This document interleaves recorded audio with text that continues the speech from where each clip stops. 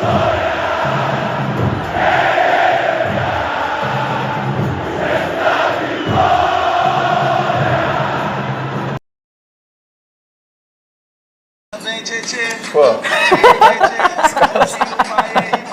quando saiu isso aí, os caras estão enchendo o saco todo dia disso aí. Eu aparecia e alguém cantava. Não, essa você gostou? Porque eu sei que no Botafogo a galera cantava, tu não gostava. Ah, legal, legal. Não é legal. Legal, tem que entrar no clima, não tem o que fazer.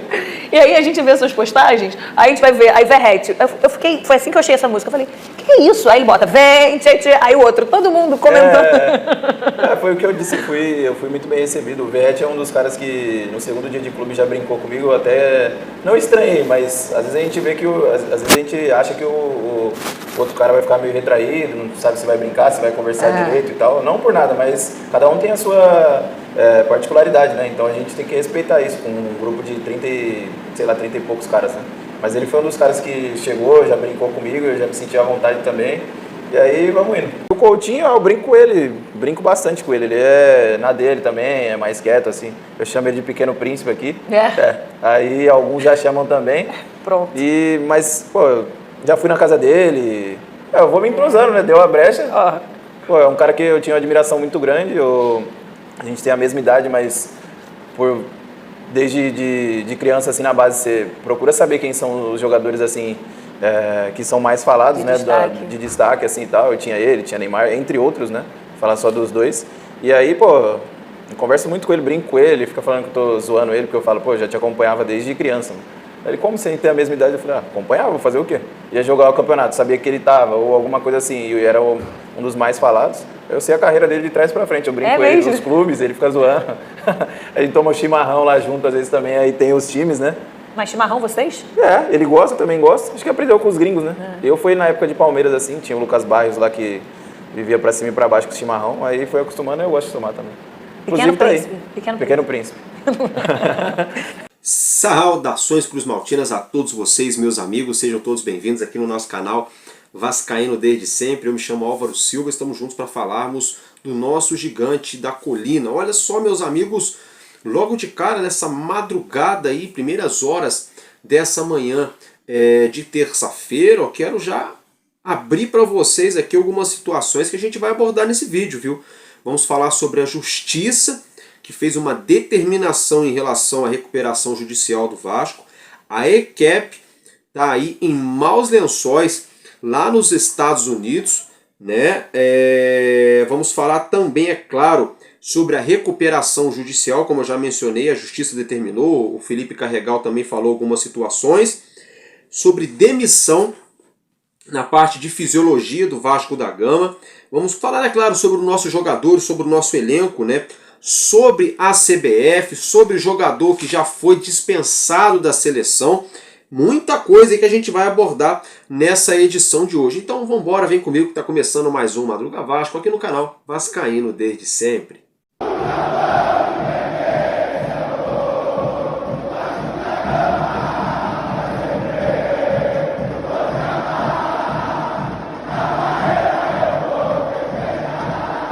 É isso aí, rapaziada. Bom dia para todos vocês que nos assistem. Boa tarde, boa noite também para quem nos assiste em outros horários, né? Vamos aqui então dar início ao nosso vídeo. Eu peço para você deixar o seu joinha, o seu gostei. Isso ajuda bastante o nosso canal. Compartilhe também o nosso vídeo para mais vascaínos aí, dá essa força pro amigo. E você que ainda não se inscreveu, clica aqui embaixo, torne-se um inscrito aqui da nossa família, se torne membro também do canal Vascaíno desde sempre. Mais uma vez, para você que não me conhece, eu me chamo Álvaro Silva. E para vocês que me conhecem, é sempre um prazer estarmos juntos aqui falando do nosso Vascão. Então, logo de cara, eu quero abordar com vocês aqui a situação do Puma Rodrigues, gente, isso mesmo.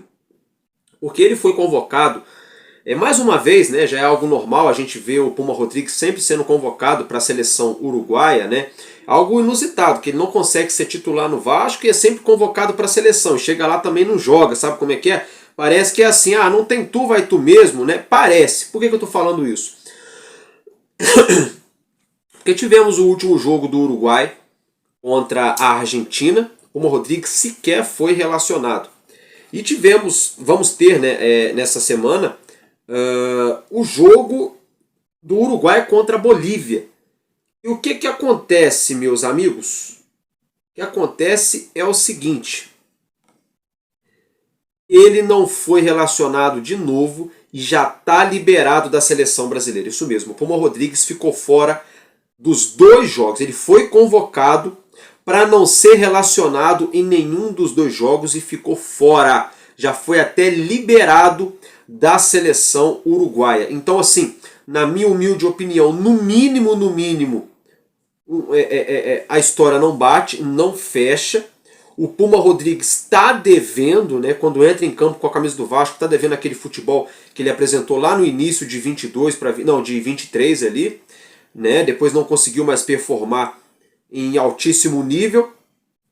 E tem essa situação agora aí, né, ele sendo convocado, entre aspas, não convocado, foi lá só para fazer rachão, né? Então, assim, um tanto quanto inusitada essa situação. E eu acho que é algo também para o Vasco começar a rever, porque o contrato do Puma está vencendo no fim do ano, ou seja, vai renovar, não vai renovar, vai buscar outro lateral, vai dar chance para ele jogar, não vai dar, mas ele não consegue jogar bola no treinamento. Então, quer dizer, se tem um lateral também com status de titular que não consegue ganhar a vaga do Paulo Henrique, que é um bom jogador, ponto, não é, meu Deus, que lateral a seleção brasileira, não, porque o Paulo Henrique tem umas boas jogadas, uns lances bem legais na parte ofensiva, mas no setor defensivo a gente sabe que ele tem uma deficiência muito grande na marcação, no tempo de bola, no time, na recomposição, né? E o Puma Rodrigues não consegue nem fazer a parte defensiva, nem a parte ofensiva. Então, eu acho que o Vasco tem que repensar essa questão do Puma, do Pumita, né? Eu até gosto dele, né? Mas assim, você tem um jogador que não consegue se firmar no seu plantel, que onde na sua própria seleção ele é convocado. Nos 2 jogos ele é dispensado, ele não é nem relacionado para a partida e é liberado antes da hora, fica um pouco estranho, né? Não sei. Vamos ver que desfecho vai dar essa situação, mas ficou no mínimo aí estranha essa já liberação precoce aí do Puma Rodrigues da seleção uruguaia. Agora eu quero falar com vocês sobre justiça. Isso mesmo, meus amigos, olha só, a justiça determina que recuperação judicial do Vasco tenha apenas um administrador. Isso mesmo, inicialmente o Vasco tinha apontado 2 administradores e a justiça está determinando que o Vasco escolha apenas um administrador, porque a justiça entende que existe risco, né? Quando você coloca mais de um administrador, pode dar ali um imbróglio, pode dar um diz-que-me-disse. N situações, aquele negócio, né? Um joga a culpa pro outro, o outro joga a culpa pro um. Então a justiça quer apenas um administrador da recuperação judicial do Vasco da Gama. Vamos ficar ligado nisso aí. Já atrelado à recuperação judicial, né, o Felipe Carregal falou, né, foi até divulgado na Vasco TV, ele falou sobre a questão envolvendo aí o balanço, né, do Vasco, que demorou a ser divulgado. A gente criticou muito aqui a diretoria do Vasco por conta dessa situação no ano passado, né, e agora, depois de muito tempo, né, o Carregal vem a público, dá uma leve explicada para o torcedor. Então veja o que o Carregal falou em relação ao balanço financeiro da Vasco SAF, do associativo, né, porque a gente já volta para dar continuidade aqui no nosso vídeo. Não teve nenhuma restrição e a gente sabia que isso não ia acontecer. A gente tem uma assessoria, a gente tem profissionais renomados, especialistas nisso, e a gente já sabia que não teria esse documento pronto, então a gente já vinha conversando internamente sobre isso, tá? E a gente formula o pedido de recuperação e não apresenta esses documentos, mas a gente justifica por quê, tá? E a juíza reconhece a nossa boa-fé e entende a razão pela qual nós não apresentamos. E por que não apresentamos? Porque, Vanessa, as pessoas têm que entender que a transição de controle 777 Vasco, ela não foi pacífica. O Josh não chegou e entregou a chave da Vasco SAF para o Pedrinho. Não foi assim. A diretoria da SAF está revendo toda a documentação, documento por documento, extrato por extrato, operação por operação. É um trabalho de lupa. Está sendo feito um trabalho minucioso de lupa. E eu te antecipo que algumas coisas não estão batendo. Mas isso em algum momento vai ser tornado público. Mas a situação, a gente herdou uma situação confusa, complexa, mas estamos ali trabalhando firme para que o balanço seja apresentado e que seja um balanço real. Esse ponto é importante. Então, por isso que a juíza reconhece a nossa boa-fé. Eu prefiro apresentar um documento real depois do que entrar com um pedido de RJ apresentando um documento que eu não tenho a certeza ainda que reflete a realidade. E como eu disse, a gente já tem fortes indícios que não reflete a realidade. Então ele está sendo refeito, vai ser apresentado e quando for a hora, o momento, vai se explicar as razões pelas quais a gente entendeu que o documento não estava refletindo a realidade. Bom, meus amigos, como vocês observaram, né, ele justificou que, na verdade, ele falou que isso foi justificado, né, para a justiça e para o próprio conselho interno dentro do Vasco, né? Ele falou que isso tudo foi justificado, esse atraso, né, onde todos entenderam que existia boa fé por parte da Vasco SAF, porque a 777 fez uma transição totalmente conturbada, a gente sabe disso, a gente lembra disso. Eles atrapalharam em tudo que eles podiam atrapalhar naquele momento de transição, quando o Pedrinho assumiu o controle da SAF, né, uma transição muito turbulenta. E uma situação também que chama atenção, né, é porque é o seguinte, o Carregal afirmou que tem algumas situações que já não estão batendo, né, financeiramente falando. Tem algumas coisas ali que estão bem nebulosas, não estão batendo. Então o Vasco está tentando juntar essas pontas soltas aí para tentar entender o que está acontecendo nas finanças da SAF do Vasco, o que a 777 efetivamente fez de maléfico para o nosso clube, para depois isso ser divulgado para o torcedor, tudo bem especificado às claras. Não se divulga um balanço agora, depois descobre que não era aquilo, que era outra coisa, aí fica ruim até para quem está divulgando, né?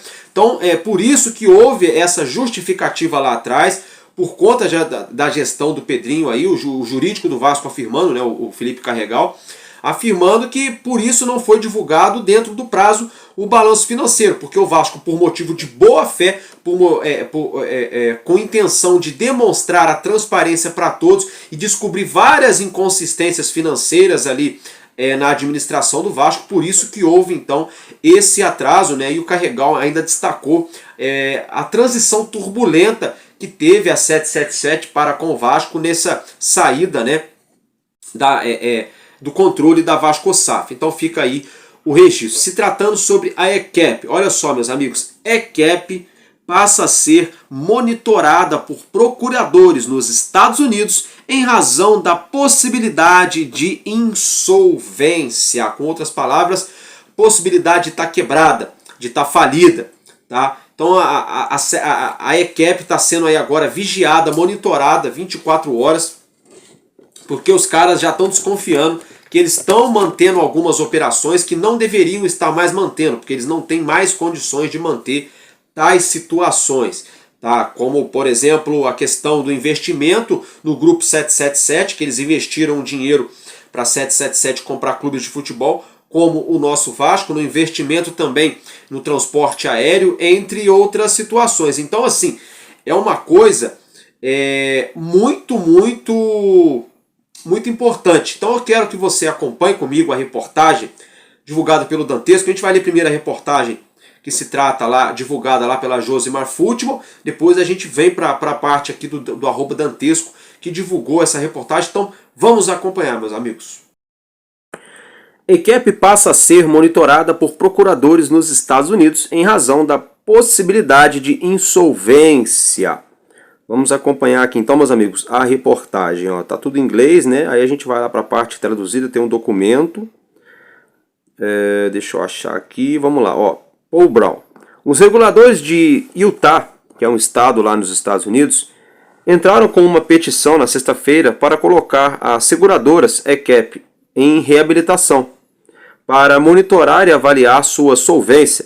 E se a petição for concedida por um juiz, o comissário do departamento assume o controle das empresas como recebedor. Estas são as empresas de seguros que ajudaram o Fundo 777 parceiros de compra de clubes de futebol, linhas aéreas de orçamento e sua tomada de posse de Everton. A ECAP agora apresentará seu próprio caso ao juiz, quem governará um caminho ou outro.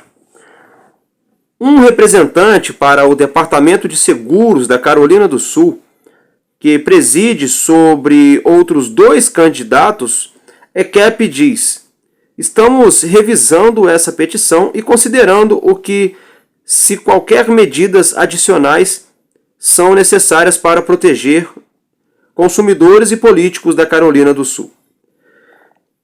Utah faz as seguintes reivindicações sobre as fornecedoras. ECAP em sua petição ao tribunal. Leitores regulares da @Josimar Futebol terão o recurso de ser familiar com essas empresas e suas atividades.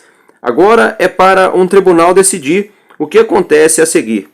E com todos os clubes atualmente sob o controle da ECAP estão afetados. O arquivamento legal de 398 páginas de Utah diz estes resultados da petição de uma história de autoatendimento, conflitos de interesse e obfuscation pela última festa de controle do Utah em Source, no Kenneth King. Aí vamos lá. CEO da ECAP, né? Everton, aí tá em inglês ali a reportagem do Everton. Aí a gente volta lá em cima para a gente só ler a manchete. Né, ó, aqui ó, o Dantesco, né, fez a postagem. Procuradores de Utah estão acompanhando de perto os passos da ECAP. A petição destacada abaixo pelo @PB Sports Twitter explicita que a situação da empresa e a possibilidade de insolvência pode colocar em risco os contratantes de seguro naquele estado. Outro bom caso para se acompanhar. Então, meus amigos, o que a gente observa aqui é que o próprio estado do Utah, nos Estados Unidos, está afirmando lá que tem que ficar com os dois olhos em cima da ECAP, né? Então eles estão igual a 777, insolventes, endividados, quebrados, investigados. É isso aí a turma que a 777 colocou no Vasco, né? Ou que o Salgado colocou no Vasco quando vendeu a nossa SAF para 777, a ECAP entrou a tiracolo, né? Quem vai aparecer daqui a pouco, né? O seu Manuel da padaria, né? Não sei, a gente fica todo dia ansioso, né? Porque cada hora é uma polêmica nova, é uma história diferente em relação à SAF do Vasco. Virou bagunça. A grande verdade é que virou bagunça, tá? Tá arriscado nem a justiça descobrir, quem é efetivamente o verdadeiro dono da 777 e da ECAP ou de ambas. Para ficar bem claro aqui para vocês, tá? E olha, vamos torcer pro Vasco conseguir se desvencilhar de uma vez por todas da 777 e a ECAP a tiracolo, porque uma anda junto com a outra, né? Porque senão a gente vai ver um Vasco enrolado aí nos próximos 5, 10 anos, galera. Tá? Mas assim, o Vasco tem a faca e o queijo na mão, tá com tudo aí encaminhado, engatilhado, para se ver livre da 777/ECAP. Por quê? Porque a ECAP, ela só entrou na jogada porque a 777 pegou muito dinheiro com a seguradora para poder investir em outros know-hows, como está até mencionando aí na reportagem. Empresas aéreas e coisa e tal. Só que a 777 não pagou a ECAP, e a ECAP botou a 777 na justiça, e o juiz, então, colocou a ECAP ali, à frente da 777, para tentar recuperar parte do que a 777 deve a eles. Então, por isso que a ECAP entrou na jogada, por isso que a gente teve ano passado aquela pausa no arbitral da Fundação Getúlio Vargas de 90 dias, na tentativa de vender a SAF do Vasco, porque para a ECAP era viável, rentável essa situação da venda acontecer logo, que eles pegavam deles e digamos assim, iriam embora, né? Mas a gente vai tomando conhecimento, de acordo com os dias, as semanas vão passando, que na verdade não é bem por aí, né? Porque a gente vai tomando conhecimento que na verdade 777 e ECAP é uma coisa só, né? A gente está vendo aí, tá tudo cada vez mais ficando evidenciada essa situação, né? Tem até aquela fala muito contundente do Felipe Carregal, onde ele fala que o Vasco, desde lá de trás, já desconfia, porque desde o áudio que foi ali grampeado pela justiça norte-americana, onde o Josh fala que lá atrás ele já não poderia fazer nenhuma transação sem antes entrar em contato com a ECAP. Ou seja, o que isso significa? Isso significa que, será que a ECAP então já estava dominando a 777 há anos atrás e a gente só ficou sabendo agora, né? Então são esses questionamentos aí que o Vasco está fazendo na justiça. Eu só sei que a 777 não tem mais munição quase que nenhuma nessa guerra judicial aí para tentar contra-atacar o Vasco, viu? Quase que nenhuma. Quase que munição nenhuma para tentar contra-atacar o Vasco.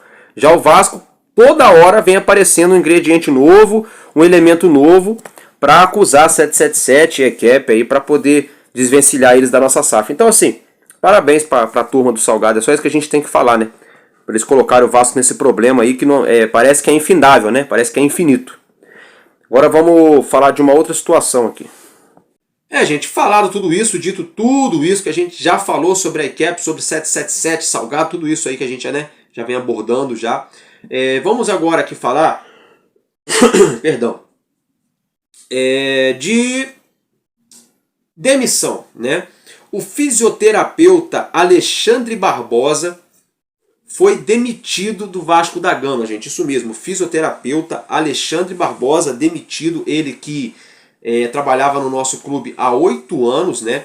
Foi desligado aí da VascoSAF, não é mais funcionário do Vasco da Gama, né? O fisioterapeuta, então, Alexandre Barbosa, tá, gente? Lembrando que o Vasco já contratou um fisioterapeuta no início da temporada, que estava trabalhando no Palmeiras, então eu acredito uma opinião minha, que eles devem estar fazendo uma repaginação aí nessa parte de fisiologia. Isso pode explicar também não só a nossa preparação física, que na minha opinião está muito abaixo do que a gente espera, mas pode explicar algumas lesões recorrentes de alguns jogadores, aquela lesão mal recuperada, aquela situação que não está 100%, o cara vai para campo, depois machuca de novo. Pode ser isso, pode ser por motivo técnico mesmo, ou não, né? Pode ser por outras situações. Fato é que a gente começa a levantar essas questões, né? Porque fisioterapeuta não ganha pouquinho não. Ganha bem, viu, rapaziada? Ganha bem. Aí a gente vai para outra questão, que é o seguinte. Quem vai entrar na vaga, né, no lugar aí do Alexandre Barbosa, e quanto vai ganhar? A gente levanta essa questão, né? Para poder, até mesmo para jogar por terra qualquer possibilidade do suposto, né, panelinha ali, o nepotismo, quando você põe só a gente da família, né? Muita gente pega no pé do Pedrinho por conta dessa situação, então a gente fica curioso. Quem vai entrar, né, nessa lacuna aí, na parte da fisioterapia do Vasco, no lugar de Alexandre Barbosa, que foi demitido após 8 anos trabalhando no Vasco da Gama? Fica aí a pergunta. Agora eu quero falar com vocês aqui um pouquinho, a gente já vai falar sobre outras coisas. Quero falar um pouco aqui sobre mando de campo, né, gente? Olha só, o GE. Globo veio a público para corrigir uma postagem errada deles, tá? Que a gente até acabou aqui falando também, porque para mim já tinha sido celebrado ano passado realmente, mas ainda falta, não estou entendendo mais nada dessa bagunça. Segundo o GE, esse jogo contra o Palmeiras lá em Brasília, ele já tinha sido vendido pela 777, né? Mas eu não estou entendendo mais nada, porque ano passado falaram que era só 2 e foi 2, aí agora já apareceram mais 2, que é esse contra o Palmeiras, tem o outro contra o Botafogo também, né? Então fica esse disco que me disse. Mas o GE falou que não era, que foi o Pedrinho que vendeu, agora o GE já voltou atrás, falou que não, que foi a 777 que vendeu lá atrás. Aí tem outra inconsistência, porque já estão falando que o Vasco pode ganhar 2,5 milhões nesse jogo, mas peraí, se o jogo já foi vendido ano passado, agora o Vasco mudou o preço da venda, então assim, tá muito mal explicada essa história, muito estranha, mas pra mim pouco importa, tá? Pra mim pouco importa. Vamos lá, vamos aos fatos. Vasco e Palmeiras pelo Brasileirão vai acontecer em Brasília, mando de campo aí já definido, né? Até o momento, pelo menos. E o Vasco deve ganhar algo em torno de 2 milhões a 2,5 milhões, se bater a meta ali, acho que mais de 50 mil pessoas no estádio. Então fica aí o registro para vocês em relação ao mando de campo. Já falamos também da demissão, né, do Alexandre Barbosa. Antes da gente começar a falar do time do nosso Vasco agora, né, da nossa equipe dentro de campo e bola, quero falar com vocês um pouco sobre política, né, sobre a eleição da CBF, né, isso aí. A eleição da CBF, né, teve o final nessa segunda-feira e assim, nada de surpresa, tudo normal, né? Edinaldo na moral, tudo normal. O intocável, né? O intocável homem da CBF, Edinaldo Rodrigues, segue invicto, né? Invicto até o momento. O Edinaldo segue aí, por quê? Porque ele foi reeleito, tá? E com unanimidade, com louvor, meus amigos, é isso aí, com honra ao mérito, porque as 27 federações votaram a favor do Edinaldo. Só para a rapaziada entender, as federações, elas representam cada estado, né? Então tem a Federação do Rio, de São Paulo, Minas, Ceará, Sergipe, Bahia, e aí por diante, né? Distrito Federal. São 26 estados, mais Distrito Federal, são 27 federações no nosso país. As 27 federações votaram sim para Edinaldo Rodrigues. É brincadeira, como já diria o craque Neto da Rede Band, né? É brincadeira. Aí olha só, os 20 clubes da Série A votaram também. E os 20 clubes da Série B votaram também. Aí tem o peso, né, de pontuação, peso 1, peso 2, peso 3, e mais as federações dentro dos clubes. O Vasco tem o peso 2, né? O voto do Vasco. E aí a gente observa que o cara foi eleito com 141 pontos. 141 pontos. Então assim, eu só tenho uma coisa para falar. Parabéns pro Pedrinho. Não, é isso mesmo. É isso mesmo que vocês estão ouvindo. Parabéns pro Pedrinho, porque assim, eu não consigo entender nada. Como é que o Pedrinho vota a favor do Edinaldo Rodrigues, o mesmo Edinaldo Rodrigues que está pensando em aumentar a Copa do Brasil ano que vem, o mesmo Edinaldo Rodrigues que não bota a cara em relação ao racismo que vem acontecendo no futebol brasileiro, contra o futebol brasileiro. O Pedrinho vota no mesmo Edinaldo, no mesmo presidente aí, que não está nem aí para os clubes, vota no mesmo presidente que não organiza o Campeonato Brasileiro decente, com o Campeonato Brasileiro aí jogando bola nesses currais aí Brasil afora.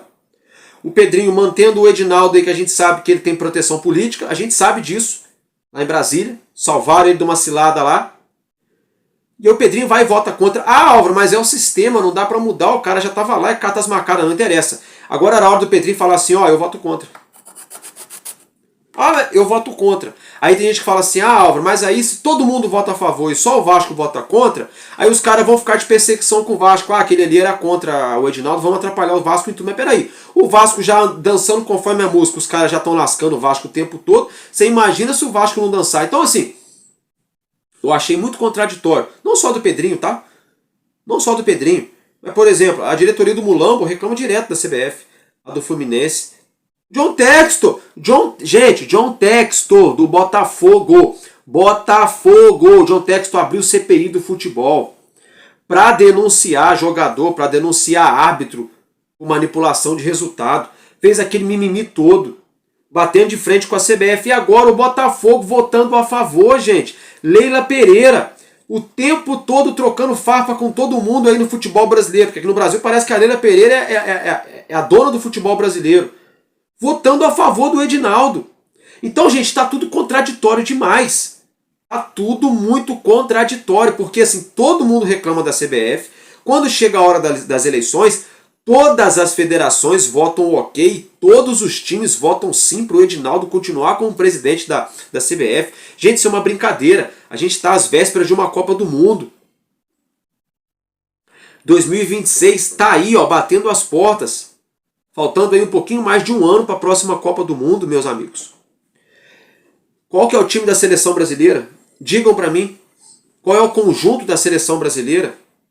Até hoje ninguém sabe quem vai ser a zaga titular na próxima Copa, quem vai ser o goleiro titular, quem vão ser os laterais, os meio-campos e os atacantes.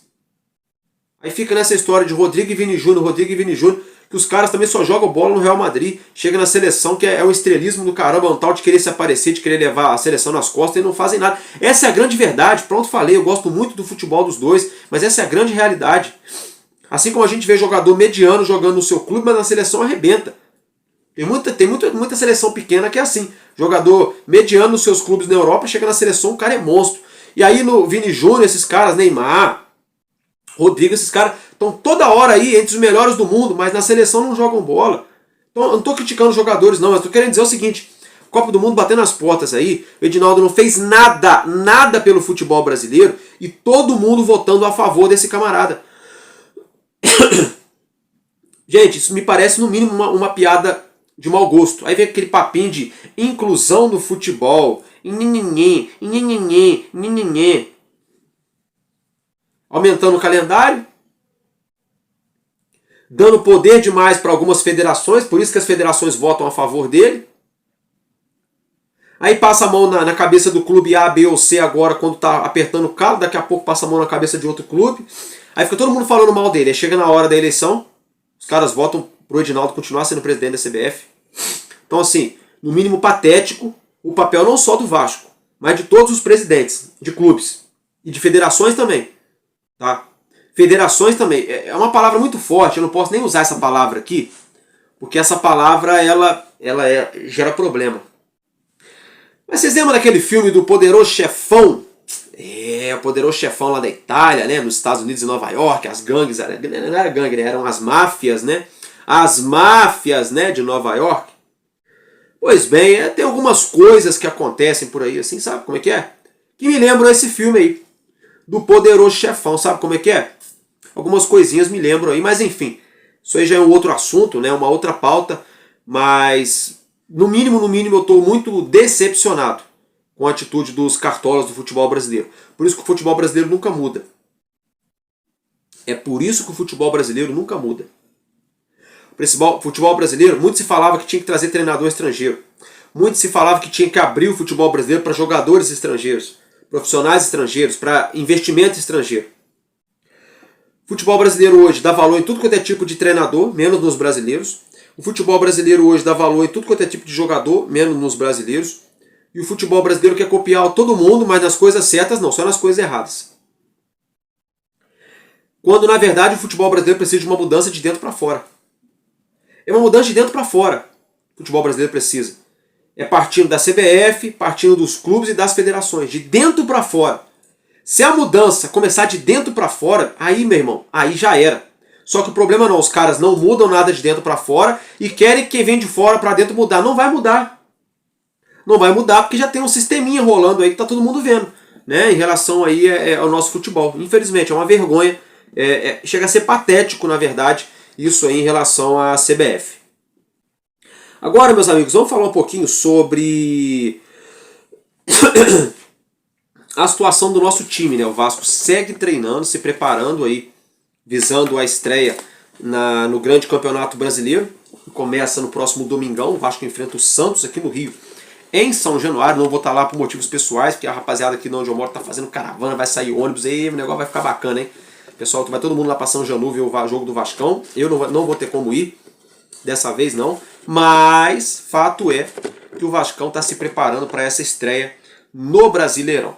Aí olha só, o Dimitri Payet, ele vem perdendo muito espaço dentro do elenco do Vasco, né? Muito espaço. Desde a chegada do Coutinho, para ser bem verdadeiro para vocês aqui, o Payet já vinha perdendo muito espaço, né? E segue perdendo espaço ainda por conta da chegada do Fábio Carille. Porque quando o Coutinho chegou, parecia que o Payet tinha que ser o eterno reserva do Coutinho.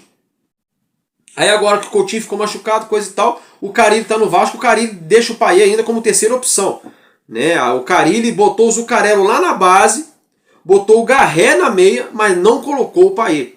Então isso já são alguns indícios que parece que o treinador não gosta muito do jeito do Payet. É uma opinião minha, tá? Opinião minha, não é informação não. Eu acho, tá?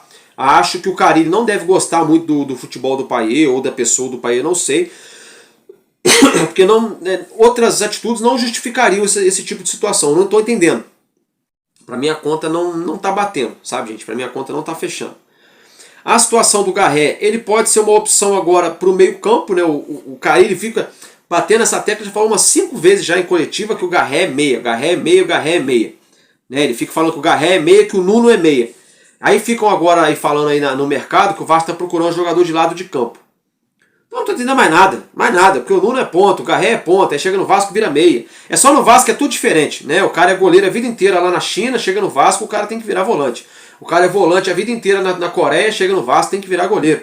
O cara é atacante a vida inteira nos Estados Unidos, chega no Vasco, tem que virar lateral. O cara é lateral... Não, assim, é só uma brincadeira, porque assim, eu não estou entendendo.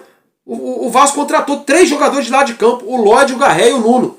E o Carille insistindo que os caras são meia. Não sei. Gosto do Garré, eu quero que o Garré vingue no Vasco. Gosto do futebol dele, tá? Só não estou entendendo o critério do Carille. Só isso. O Souza não deve renovar com o Vasco, ele perdeu muito espaço já desde o ano passado. Esse ano o Vasco deu alguma chance para ir no Campeonato Carioca, coisa e tal. Nesses jogos treino aí também não surtiu muito efeito. Ele parece que o Souza hoje é a terceira, quarta opção do Carille para o meio campo do Vasco ali, tranquilamente, e na zaga também. Né? O Lloyd já vem aí sendo duramente cobrado internamente, já estão cobrando ali a diretoria do Vasco em relação à contratação do Lloyd, falando, pô, mas cadê o cara não joga, cadê o futebol do cara, cadê, né, velocidade, não sei o que a gente tava precisando. Estão cobrando também a diretoria do Vasco em relação à situação do Lloyd Augusto. O Nuno Moreira ele pode jogar como meia também, né? Mas ainda que ele seja ponta, ele pode jogar como meia, né? Tem bola para isso. A nossa zaga até hoje segue indefinida, é uma grande incógnita, a gente nunca sabe se vai ser João Vitor e Lucas Freitas, João Vitor e Lucas Oliveira, João Vitor e Maurício Lemos, a gente nunca sabe se vai ser Maurício Lemos e Lucas Freitas, Maurício Lemos e Lucas Oliveira, fica essa salada aí. Né? Por que fica essa salada? Porque os próprios jogadores também não se ajudam, não jogam bola para firmar logo essa linha defensiva. E o meio campo está muito claro, né? Está muito claro que quando o Tietê melhorar, tá muito claro que vai alternar aí Hugo Moura, Tietê nesse meio campo aí, Paulinho e Coutinho. Tá muito claro que vai ser esses 4 jogadores no meio campo se o Vasco jogar com 4 homens no meio. Hugo Moura, Tietê, Paulinho e Coutinho. Ou Hugo Moura, Tietê, Jair, Coutinho. Ou Hugo Moura, Jair, Coutinho e Garré. Ou Hugo Moura, Esforza, enfim. E Tietê. Só sei que tá muito claro que o Tietê é um homem para ter essa rotatividade no meio campo. Ele, Hugo Moura, Jair, Matheus Carvalho, Paulinho, eles vão se alternando ali ao longo da temporada, mas isso também tem que ser definido. Estamos às vésperas de uma estreia no Campeonato Brasileiro. O Coutinho e o Adson treinaram normalmente, foi até divulgado o vídeo deles treinando normalmente nessa última segunda-feira, ontem, né?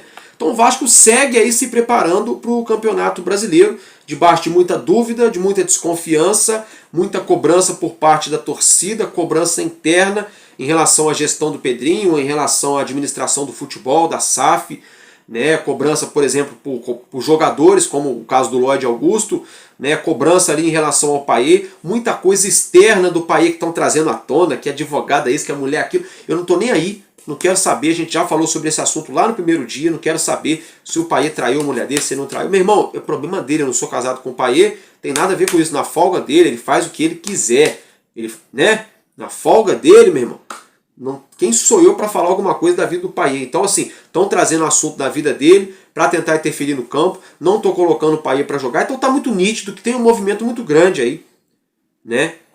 De oposição, fazendo de tudo para tirar o Payet do Vasco. A gente já vê esse movimento acontecendo. Tá? Se o Coutinho abrir o olho, daqui a pouco vão fazer a mesma coisa com o Coutinho, um movimento grande também para tentar tirar o Coutinho aí, do nosso time. Né? Então assim, a gente às vésperas dessa estreia de Campeonato Brasileiro, e o time ainda é indefinido. Tem a questão da linha defensiva, tem a questão do meio campo, o ataque que não trouxemos reforço, o reforço que chegou, os reforços que chegaram ainda não mostraram efetivamente ao que vieram, a gente espera que mostrem agora, o Garré, o Nuno Moreira, o próprio Lloyd Augusto, né? Não sufoquem o artista, né? Ou jogam no Brasil, no Vasco, ou não vou jogar para lado nenhum, e não sei o que, até a hora o homem não chegou no Vasco, o artista ainda não chegou no Vasco, né? Então estamos aí nessa expectativa de estreia de Campeonato Brasileiro, com essa montagem de time aí, né? Torcendo para que engrene, torcendo para engrenar, seria muito bom. Poxa, o Santos vir, por exemplo, aqui para São Januário completinho mesmo, com Guilherme e Neymar, a zaga deles lá, certinho, colina cheia, e o Vasco jogar um futebol bacana, ganhar esse jogo aí, sei lá, 2x0, 2x1, 3x1, ganhar legal esse jogo contra o Santos, nem que for 1x0, mas jogando bem, sabe, sem jogar feio, covarde, jogando legal, impondo o jogo, marcando linha alta, sabendo recompor sem a bola e coisa e tal, pra gente ganhar moral, pra gente ir pra estreia da Sul-Americana e pra gente já ficar tranquilo no Brasileiro. Porque também é complicado, né? Imagina, o Vasco estreia, Deus me livre e guarde, o Vasco perde pro Santos em casa, aí joga lá na Sul-Americana, já joga pressionado, já entra pressionado na Sul-Americana, porque fala, pô, não pode perder aqui, nós já perdemos no Brasileirão, senão um abismo vai puxar o outro. Aí já dá aquela... Agora, se ganha contra o Santos em casa, os caras já vão tranquilo, já vão com a confiança lá em cima, com a mentalidade forte, já para estrear na Sul-Americana, sabendo, pô, ganhamos do Santos, dá para ganhar ali também, vamos fazer a nossa parte, voltar pro Brasil depois, a gente tem outro jogo lá e coisa e tal. Então assim, esse mês de abril, final de março, para o mês de abril, gente, nós vamos ter nada mais nada menos que 9 jogos, né? Um jogo agora no penúltimo dia de março, que é a estreia contra o Santos, depois mais 8 jogos no decorrer do mês de abril, pela Sul-Americana e pelo Campeonato Brasileiro, jogos fora e jogo em casa. Eu fiz uma conta aqui, acho que são 5 jogos em casa e 4 jogos fora, né? Sendo que desses 4 jogos fora, são 2 pela Sul-Americana, salvo engano. Eu acho que é um contra o Melgar, que é na estreia lá no Peru, outro contra o outro contra o Lanús na Argentina, né? Aí depois a gente tem aí o Fortaleza também fora de casa. Deixa eu lembrar aqui, o Corinthians, né? Logo que a gente voltar da estreia, a gente joga contra o Santos em casa, a gente vai lá pegar o Melgar no Peru, volta pro Brasil e aí já vai para São Paulo para enfrentar o Corinthians, né? e deixa eu lembrar, e o Cruzeiro em Belo Horizonte. Então esses 4 são os 4 jogos fora. Aí os jogos dentro de casa é contra o Lanús, é contra o Melgar, contra o Puerto Cabello, contra o Palmeiras e contra o Flamengo, né? Que aí o Palmeiras vai ser em Brasília, né? Que vai dar um deslocamento a mais aí de logística, e contra o Flamengo ainda está indefinido, que provavelmente ou deve ser ou em Brasília, ou no Newton Santos, ou em Cariacica, a gente ainda não sabe, porque na data do clássico entre Vasco e Flamengo vai haver uma cerimônia religiosa no Maracanã, né? Por conta do feriado de Semana Santa, da Paixão de Cristo, aquela coisa toda, eu particularmente gosto muito, né? Então por conta desse feriado, o jogo não vai poder ser realizado no Maracanã. Então a gente tem uma maratona muito grande de março a abril, né? São 9 jogos, então esse jogo contra o Santos é o pontapé inicial. Jogando em casa, perante seu torcedor, audiência para o Brasil inteiro, todos os jogadores ali na mão do Fábio Carille. Poxa, teve aí quase 4 meses para preparar esse time para estrear no Campeonato Brasileiro.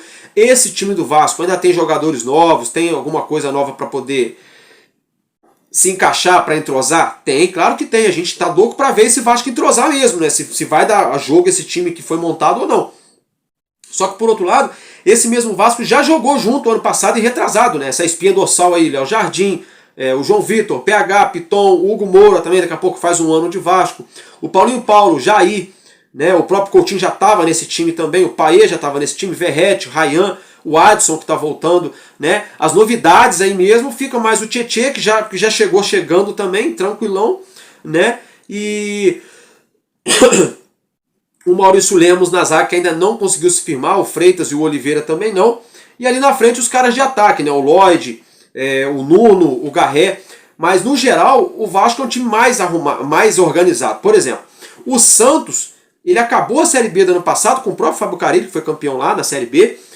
Ele já desmontou o time muito rápido, bruscamente, e contratou um monte de jogador. E o time do Santos, olha, é um time até que legal, tá? Não é um time ruim o time do Santos, é um time até que legal, só que tem uma questão, o entrosamento deles. O time do Santos sai por ataque e deixa um espaço muito grande atrás, é um time que joga, mas também deixa jogar, por isso que perderam pro Corinthians, porque o Corinthians joga, mas quando não tem a bola, todo mundo tem a obediência tática. O Santos não tem isso. O Neymar pede a bola, dá um trotezinho de 5 metros e para. O Rodrigo, o Guilherme, para também. Aí fica aquele 10 contra 7, contra 8 lá no campo de defesa do Santos. Então é um time que pode ser que propõe o jogo, que venha para o jogo contra o Vasco em São Januário. Eles têm o Tiquinho Soares também. O Santos pode jogar também por uma bola. Pode, porque eles têm o Tiquinho Soares, tem o Neymar, tem o Soteldo, tem o Guilherme. Para quê? Para poder ali saber sofrer na hora certa, dar a bola no pé do Neymar, o Neymar levanta a cabeça, espeta no Soteldo, o Soteldo pro Tiquinho, entendeu? Caixa. Aquela jogada simples, que é tipo a que o Vasco faz com o Verrete, né? O Santos pode fazer isso. Ou como o Santos pode vir com o peito aberto. Não, vamos sentir o jogo. Se os caras derem mole, vamos para cima. Se os caras apertarem, vamos segurar. Vamos sentir o jogo. Então, assim, olhando para as duas equipes, no papel são 2 bons times, no papel. Só que assim, o Vasco tem uma leve vantagem, porque joga em casa e porque esse time do Vasco tem muitos jogadores que não estão estreando, não estão aí começando agora a jogar junto, né? Foi o que eu acabei de falar para vocês. Jardim, João Vitor, PH, Piton, Hugo Moura, Paulinho, Jair, Coutinho, Paê, Verrete, Adson. Então esses jogadores todos já estão jogando junto dentro de um sistema de jogo. É claro que já passaram alguns treinadores, né? O Ramon Dias, o Rafael Paiva, o Felipe Maestro, agora, né, o Álvaro Pacheco, agora aí o Fábio Carille. Mas assim, o Vasco não mudou o jeito de jogar. Não mudou. É isso que deixa a gente intrigado. Passou esse tanto de gente no Vasco, o Vasco é o mesmo time até hoje. O único treinador que tentava fazer umas coisas diferentes, um 3-5-2, um 4-4-2, com 3 caras pisando dentro da área em alguns momentos, era o Ramon Dias, mas ele deixava o time muito exposto, era uma loucura. Você tinha que contar com o Zé Gabriel para roubar a bola no meio campo, que nunca dava certo. Tinha que contar com a zaga do Vasco, com o Léo Pelé, que entregava a paçoca. Então é complicado. Então a gente fica esperando ver esse Vasco jogar bola, esse Vasco apresentar futebol, né? Não apresenta o que a gente espera, tá se preparando para essa estreia, mas, como eu estou falando para vocês, é um time que já está jogando junto já há mais tempo. O Santos está se fazendo agora, né? Então eu vejo assim, esse jogo do Santos, embora seja uma estreia, é muito decisivo para o Vasco. é muito decisivo. Porque assim, se fosse, não, o Vasco vai jogar primeiro lá na Sul-Americana, fora de casa, aí vai lá, joga fora de casa lá, e ganha lá de 1-0 ou empata lá e vem, não, tá bom, Sul-Americana, fase de grupo, vai ter outro jogo aqui em casa, a gente vai ao troco, vai às forras, né? Dá o troco. Só que é o Brasileirão. E no Brasileirão não adianta você falar, não, no segundo turno a gente vai às forras, porque o segundo turno é lá na casa dos caras, né? E no Brasileirão não adianta a gente, poxa, tá na... a tabela do Brasileirão, a tabela, ela não tem uma inteligência que ela fala assim, esse time aqui ele tá na zona do rebaixamento, mas não tem problema não, porque eles estão na semifinal da Sul-Americana lá. Se eles chegarem na final lá, aí tem uma virada de mesa, eles não caem aqui no Brasileirão. Não tem isso, não existe. Se existisse isso, não. Se você chegar na semifinal da Sul-Americana ou da Libertadores, você pode estar em qualquer posição que você tiver no seu campeonato que você não cai. Vai cair o outro, mas você não. Beleza, mas não existe esse regulamento. Então assim, o Vasco tem que jogar bola para avançar na Sul-Americana, na Copa do Brasil, e tem que jogar bola para não ter risco nenhum de rebaixamento no Campeonato Brasileiro. E se quiser continuar figurando competição internacional ano que vem, ou o Vasco ganha a Sul-Americana esse ano, ou a Copa do Brasil, que não é fácil, claro, né? Ou faz a parte dele dentro de campo, para não correr risco de rebaixamento, e se classificar via Campeonato Brasileiro, ou para outra Sul-Americana, ou para o Campeonato, ou para a Libertadores, que na verdade a gente tem que subir. Não andar para trás, é andar para frente. Então, se ano passado a gente conseguiu para esse ano uma vaga numa Sul-Americana, para o ano que vem a gente tem que buscar uma vaga em Libertadores. Volto a dizer, não é fácil. Tem que ganhar ou Copa do Brasil, ou Sul-Americana. Tem que ganhar a Copa do Brasil ou Sul-Americana, né? Ou ir muito bem no Campeonato Brasileiro. Só que você ir muito bem no Campeonato Brasileiro, você tem premiação, você não corre risco de ser rebaixado, você garante vaga para Libertadores se você jogar bola sim, ou para Sul-Americana, no mínimo, né? Que vai te dar outras chances. Agora, se você joga mal a Sul-Americana, joga bem a Sul-Americana, bem a Copa do Brasil e é rebaixado no Brasileirão, o que vai adiantar no outro ano você estar jogando Libertadores da América, jogando a segunda divisão aqui no Brasileiro? Então, assim, é uma discrepância muito grande. Então, o Vasco tem esse desafio. E é por isso que a gente cobra a diretoria em relação a reforços. Porque a gente sabe que a temporada vai exigir. A gente sabe que esse time ainda está devendo ainda para arrancar suspiro do torcedor. Tem que suar muito ainda esse time. Mas a gente acredita. Tem alguns bons jogadores, tem uma boa espinha. Agora, o que está decepcionando até agora é o treinador, que não está conseguindo botar esses caras para jogar, mudar o sistema do meio campo, o sistema do ataque, que até hoje é um catado de gente. Você vai ver o jogo do Vasco, o Vasco pega a bola, é aquele catado ali, o Verratti no meio, o outro aqui na direita, o Ryan, o outro lá pedindo bola, um ou dois aqui no meio campo jogando de cabeça baixa, aí não tem para quem tocar, joga lá no zagueiro. Aí começa no zagueiro, aí o zagueiro abre no lateral, o lateral não tem com quem sair, volta no goleiro, aí o goleiro volta no lateral, que o lateral vira pro outro lateral, o lateral começa no zagueiro de novo, aí alguém arrisca, espeta uma bola no meio campo, aí alguém do meio campo ali, um Coutinho, um Paulinho da vida, dá aquele ápice de lucidez, dribla um, levanta a cabeça, pum, enfia a bola lá na ponta para fazer o quê? Cruzar a bola na área. É só o que o Vasco está fazendo. A gente quer ver um time que saia lá de trás.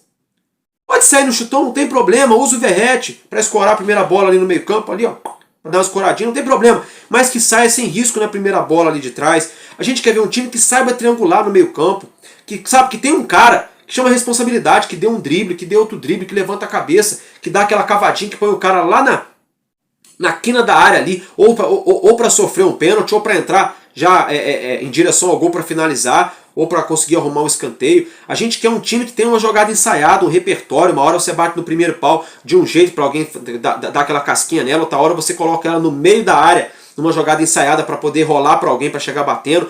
Outra jogada você bate ela no segundo pau. A gente não tem nada disso. Então é isso que a gente cobra no Vasco. A gente cobra uma saída de bola firme, coesa. A gente cobra uma recomposição defensiva. A gente cobra repertório de jogadas. É isso que a gente quer ver. Eu, particularmente, estou cansado de ver o Vasco, os jogadores do Vasco, pegando bola. Como eu estou falando para vocês. Pega a bola de cabeça baixa e volta para trás. Cabeça baixa e volta para trás. Faltando coragem. E quando os caras resolvem ter coragem, só que aí eles ficam corajosos demais. Porque aí eles querem driblar até o juiz. Aí dribla um, dribla dois, dribla três, perde a bola e os caras vão lá na cara do gol do Vasco. Então tem que achar esse equilíbrio. É isso que a gente está esperando, né, gente? Tem que achar. Então é isso que eu tinha para trazer para vocês, para falar do nosso Vasco nessa manhã de terça-feira. Um abraço Um beijo no coração de cada um de vocês. Estamos juntos. Sabe por quê? Porque enquanto houver o coração infantil, nosso Vasco da Gama será imortal. Vascaíno desde sempre. Valeu e tamo junto, Vasco.